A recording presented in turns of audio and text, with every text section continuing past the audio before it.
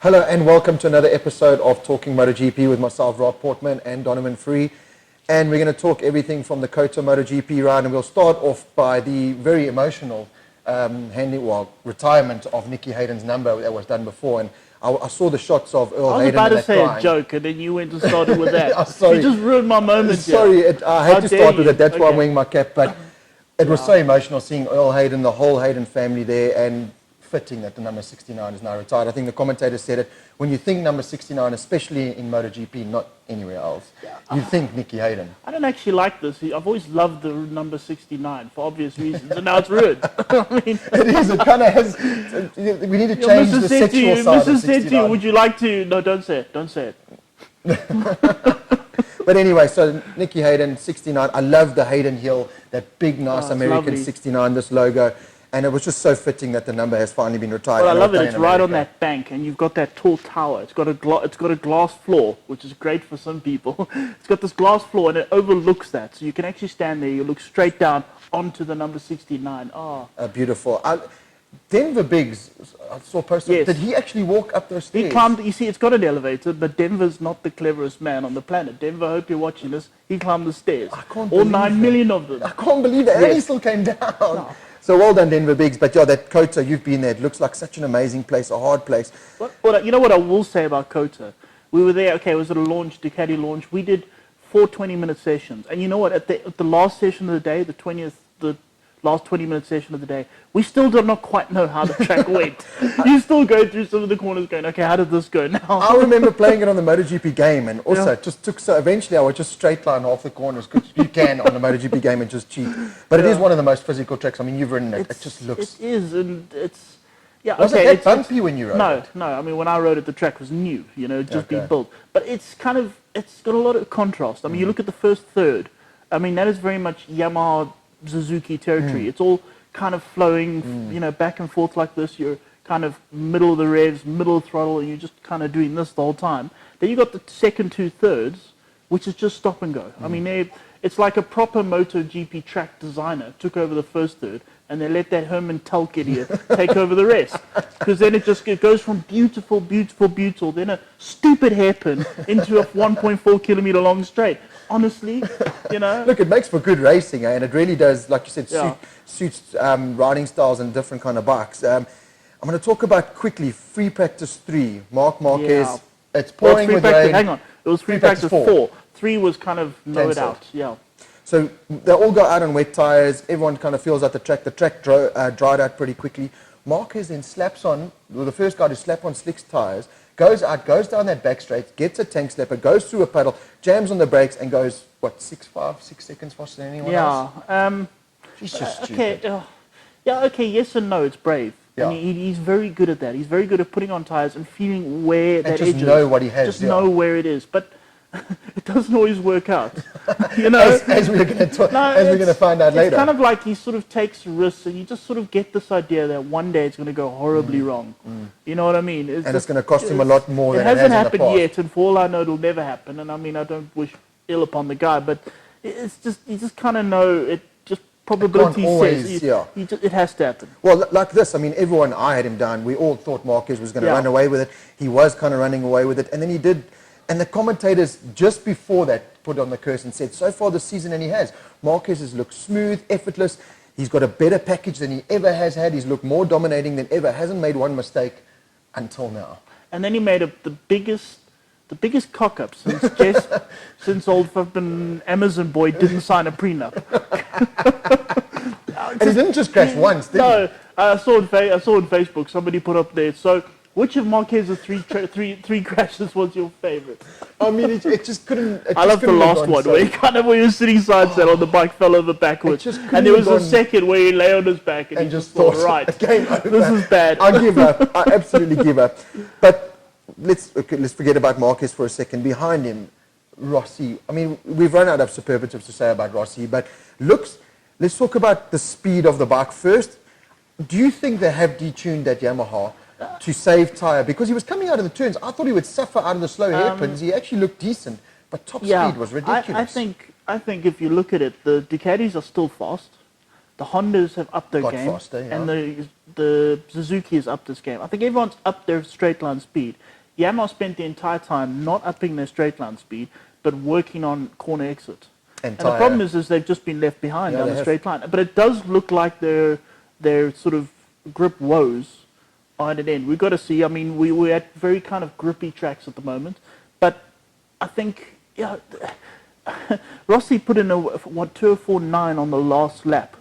I mean, last year you would have put in a 2:0.12. You know, because he had a shredded tire. Yeah, he would have had a shredded tire. The thing would have been poked. And the fact that he managed to do it at the end, that just shows a lot of how the Yamaha's improved. But now they've got to concentrate on top speed, which they can't do this year. The motors are sealed. There's nothing they can do.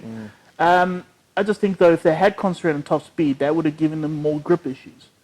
Well, that's what I'm saying. Do you think they detuned it to give him I the don't know tire if they detuned longevity? it. I think they just kept it the same, but worked on power delivery instead of actual horsepower. Because it's with Alex Rins, and we saw it at Argentina as well. It gets to like 70% of the race complete. Then you see them tell him to change it to map 3. Now, do you think he runs on a slower map at the beginning of the race, and that map 3 is like a stronger map? I don't know. We don't know what map vice 3 versa? actually means. Yeah. I mean, for all we know, Lorenzo used to get map 8, wasn't it? Which meant, let your teammate past you, bastard. You know, your teammate's in the championship, you're not stopping it. Yeah. You know, that's sort of what that means. So we don't know. I just think, yeah, as you saw, Pedrosa used to get a lot of that. Change maps. And I think it's just a little bit sort of kinder on the tyre. Just reminding him that, listen, your tyre, I know you're racing and I know it's fun, but you have to make it to the end of the race. Yeah. But with Rossi, look, it was so impressive. Rossi, okay, in terms of event, I was looking at event top speeds, which is all the top speed throughout the whole weekend. Rossi was the 4th slowest motorcycle. I mean, in qualifying, Rossi was 0.273 slower than Marquez. He was 10 kilometers per hour slower at the end of that straight. Half a second. 10. I mean, so effectively, in terms of just cornering in that, Rossi was quicker than Marquez on that qualifying session. Okay, Marquez did nearly shake himself into pieces, you know what I mean? Took his teeth out in the process. But the impressive thing was Rossi, at the beginning he was going with Marquez, and then he started to look like he bunched up with Crutchlow and Miller. And then I thought, oh, God, Rossi, you know, a couple of years ago he shredded his tyres, and I thought, here we go. And the way he kept the pace, and like you said, putting in his fastest lap at the end of the race, you touched on it that you think maybe in the middle of the race he kind of got tired, which you can't blame him for being 40 years old. Yeah, I mean, they were doing low 205s for most of it, and then sort of towards the end, they started getting into mid to high 205s. And then suddenly, that's when Rins was sitting behind him. Rins overtook him, and then on the last lap, he did a 2:04.9, and he actually nearly caught up to it. So it wasn't grip, obviously, unless the tires got some time to rest, or he tried to preserve them somehow. But and it is a very technical circuit. There's a lot of this way, that way, hard braking. So it's possible that 40-year-old Rossi felt a little bit 40. He sat there on lap 16 and thought, I'm too old for this. I can't do this. There's a zombie behind me. I don't know what to do. Look, it was so impressive either way. You take nothing away from Alex Rins. It was superb, and it was simply sublime watching that kid, the way he was riding, and the way he passed Rossi. You said that Suzuki is so nimble. That infield, that first section, that was just ridiculous how on rails Rins and that Suzuki was. Yeah, here's an interesting thing. When was the last time we got a 1-2 all inline fours? Because there was a thing a while ago saying you have to have a V4. You know, that the people were saying the inline fours aren't working anymore. Look at this. Alex Rins, Rossi, both inline fours. Yeah, you're 100% right. So, I mean, it's the way to go, and that kind of maybe another little whisper in the ear of KTM's to, you've got to start looking at that. Yeah, okay, KTM. Well, Paulo Espargaro was 8th. I mean, that's proper. But 29 seconds behind, and there were a couple of demises of some riders, and that's. Hang on, I'm looking at. He's written it in his handwriting, and I can actually read it, which is new. Here's something interesting. Rins and Rossi, 0.4. Okay, Rossi 0.4. Yeah. I think Rossi set up down the straight. He kind of at the end because he was closer going into that last corner. After that, Miller and Dovi, 8.4, 9.4 seconds. Now, Miller, first of all, was the top Ducati. And remember, he's on a works bike. He's on the latest factory bike, but not with the factory team behind him. I mean, there we go. Look at this old Jack Attack. Holy cow. So, next year, Petrucci was in 6th. Petrucci was 21 seconds. So, Petrucci was 13 seconds behind Miller. So, anyway, what's going to happen is Miller next year is going on to the Works Ducati, and Johnny Ray is going to start finishing third. I was waiting for you to throw that in. You just had to throw that in. So, let's just talk behind them then. Miller, very good ride. He also hung in there for long. Eventually said he also ran out of tyre. Held off Dovi for the leading Ducati. And again, we've touched on it before. Petrucci cannot be finishing 6th and keep letting Miller beat him. Miller looking primed to take that factory seat now for next year. Yeah. First rumour, I think first solidified rumour going into 2020 already, or do you think Ducati will still give him some time? Heading into Europe, I do think Petrucci will perform a bit better. I think Ducati have the sort of the luxury of time. I mean, where's Miller going to go? Yeah. Where else is Miller going to go? Where else is Petrucci going to go? So I think they're going to wait until kind of after the halfway mark to make a decision. I mean, we're only in round 4. Give Petrucci some time. Let him get into it. But if Miller carries on like this... Factory seat. No. Johnny Ray better hope that... Again. You had to throw it in again. But I'm going to throw in another little quick rumour. Alex Rins. Surely Suzuki cannot keep him now. I mean, I would love him to stay with Suzuki and keep... But surely with Vignales doing what he's doing on that Yamaha... Yamaha must be losing patience with Vignales. Well, okay, they're all... Let's talk about Vignales also a little bit. Okay, hang on. Yeah, Vignales. I mean... He's the king of qualifying. He's the king of practice. He's the king of testing. He sucks at racing. He's the opposite of Rossi. I cannot believe this guy going into a race weekend. First of all, the jump start. After what happened to Crutchlow, me as a rider, I would literally wait for that light to go off. I would get the worst start ever, but I wouldn't jump the start. And he goes and he jumps the start. Then... okay, so after last time where Crutchlow did a ride-through penalty. Yeah. He gets a thing saying jump start penalty. Yes. He then does a long lap. So the team shows him again, jump start penalty. So he does another long lap. And then on the third lap, jump start. And I think they probably put there, right through the pits, you idiot. And only then, after you've just lost another 10 seconds, But look, I mean, at the end, and I haven't quite done the maths, he finished 34 seconds behind the leader. So he must have lost a good chunk of time with the 2 penalty kind of things. That's interesting, infield. actually. So lap time-wise, he probably could have been in that top 3. I think he could have been top Yamaha. I mean, 34 seconds. He lost a chunk. 30 seconds alone in the pit drive-through. Okay, how far was he behind? He was probably a good 4 or 5 seconds behind Rossi when he went in. And he lost, 8 seconds plus another 20, so 33 seconds. Could have been second. Maybe, could have been picked up the win. Maybe. Because he was still, he finished 11th. Maybe. So he came past Iannone, Zarco, Oliveira, Rabat, and he wasn't too far. He was 3 seconds off Nakagami, the only Honda to finish in 10th place. By the way, that's not something we thought we'd say. Here we have Vignales, dicey with the 2 Vincia Ducatis. And that shame. I mean, did you see the extra pace when they did show Vignales with them? It just shows you the level that they're on. But Vignales, he's got to sort himself out. He's supposed to be Yamaha's blue-eyed boy. Rossi at 40 is still drilling him, making him look like an absolute amateur.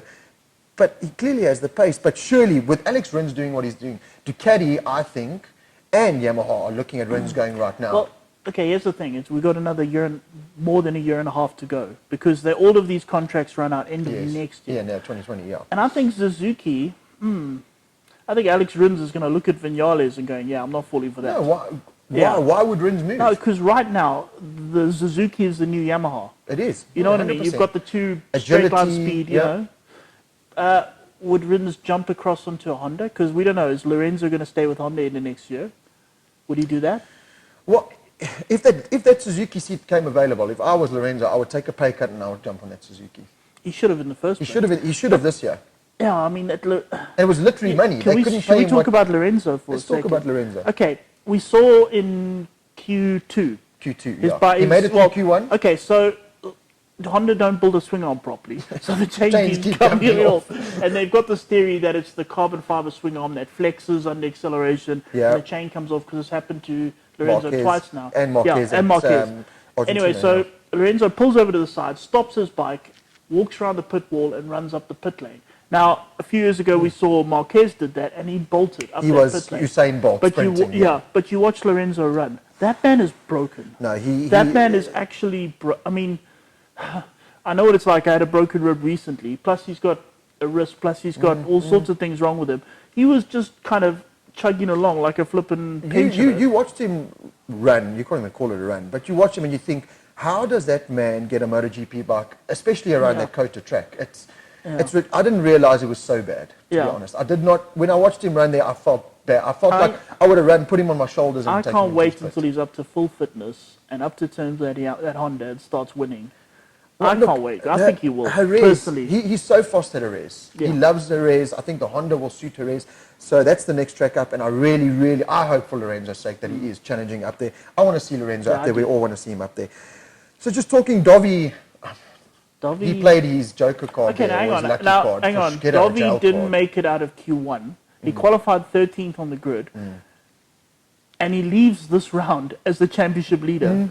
I mean, who would have thought that on Saturday? If you had handed that to him on even before he swung his leg over that Ducati, if you had said, we'll give you fourth, Marquez doesn't finish, you top of the leaderboard, he would have snatched your arm off. But again, 9.5 seconds behind. So there's something about Dovi, and I think it's more his riding style, because Miller proved that the Ducati can work around there. I think it's more Dovi and Petrucci's riding styles that maybe don't suit that COTA track too much, but he still picked up fourth, Morbidelli fifth.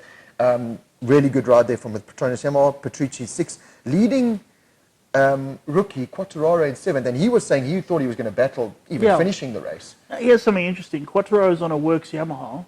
He was 26 seconds behind Rossi. I mean, this is this new young gun ready to go.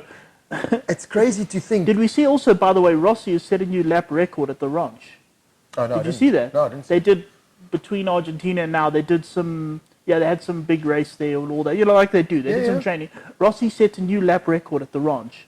40-year-old Rossi against all these... That's against Bagnaia, that's against Morbidelli, that's against Bassini, that's against all these... Yeah, all these youngsters, he set a new lap record, going sideways on the dirt like that. 40 years old. Rossi, he's a man. He is, and we've touched upon him. We don't need to talk how brilliant Rossi is.